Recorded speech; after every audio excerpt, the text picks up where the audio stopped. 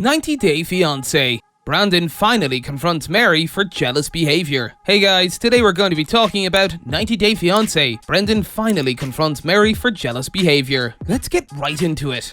Mary and Brandan share a relationship that's grabbing everyone's attention, and unfortunately it's not always for the right reasons. This young couple, both aged 23, recently showcased their intense bond in the popular TV show 90-Day Fiancé, The Other Way. In the latest episode, aired on Monday, Brandan seemed to reach his breaking point. Mary's level of possessiveness and jealousy has heightened significantly, even as they spend every waking moment together in the Philippines. The revelations from this episode left many viewers astounded. Their love story might seem passionate to some, but many are worried due to their unhealthy obsessions with each other. A flashback to their time apart paints a vivid picture. While Brandan was in Oregon, they constantly kept in touch. The intensity of their communication was so high that they even video called each other during mundane tasks like bathroom breaks or dentist appointments. This would perhaps be endearing, if not for the unhealthy level of possessiveness they exhibited. Mary's feelings of jealousy and Brandan's consequent actions have affected their individual lives significantly.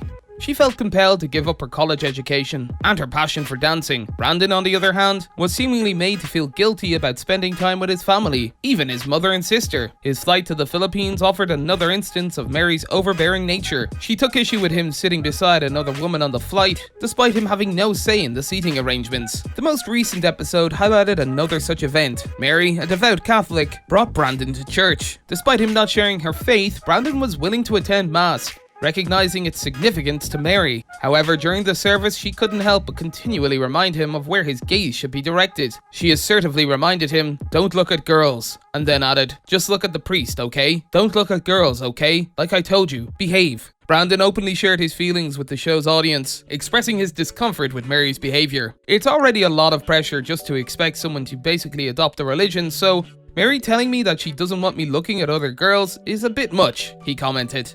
He was visibly disturbed by the control Mary was trying to have over his actions and interactions. He pointed out, to be physically controlled, like where I can look, who I can speak to, I don't think anyone should have to live like that. It can't be like this forever. Things took a more serious turn when Brandan decided to address the issue directly with Mary.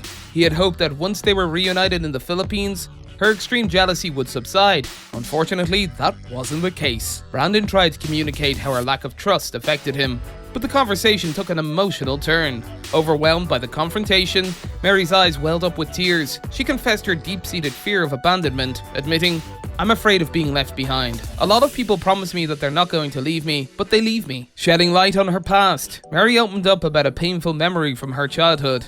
She and her brother were left in the care of their grandparents when they were just children, as their parents abandoned them. Living with this traumatic experience, Mary constantly battles the fear of being left behind, especially by those she holds dear. She believes that the pain from her past makes her unduly possessive and fearful in her relationships. Speaking candidly about her inability to control her jealousy, she remarked, "I don't like it, but I can't stop it." The tension between Brandan and Mary reached its boiling point in a recent episode. Brandan, seeking clarity about their future, posed a question to Mary. He asked her if she'd continue with her intense jealousy, even if they eventually tied the knot and started a family. Her response was rather uncertain, as she replied, "Maybe." Frustrated, Brandan expressed that this vague response wasn't sufficient, leading Mary to become even more emotional. Brandan firmly told her, "I want you to trust that I can look and talk to anyone without leaving you." To this, Mary shot back, suggesting he should then find someone else if he wasn't content with her conditions. He further illustrated the imbalance in their relationship, highlighting how he'd made concessions for her while receiving little in return. In Oregon, he'd allowed her to mingle with her group of male friends, even as she set strict boundaries for him around women. He emphasized, "You know what's important to me? Being able to go on about my life. I can't be limited like this." Making it clear he wasn't merely requesting her permission, he expressed this deep sense of inadequacy, saying, "I'm telling you that even in person, I feel like I'm still not good enough for your trust." The emotional weight of the conversation caused Mary to reach a breaking point, to the extent she exclaimed she couldn't breathe. The preview for the upcoming episode hinted at how concerning this situation became, with the show producer stepping in to provide her with an inhaler.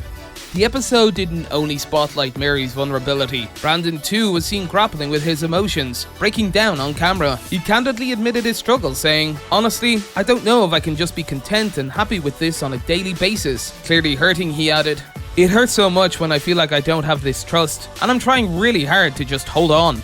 That's all for today, and we'll be sure to catch you all in the next one.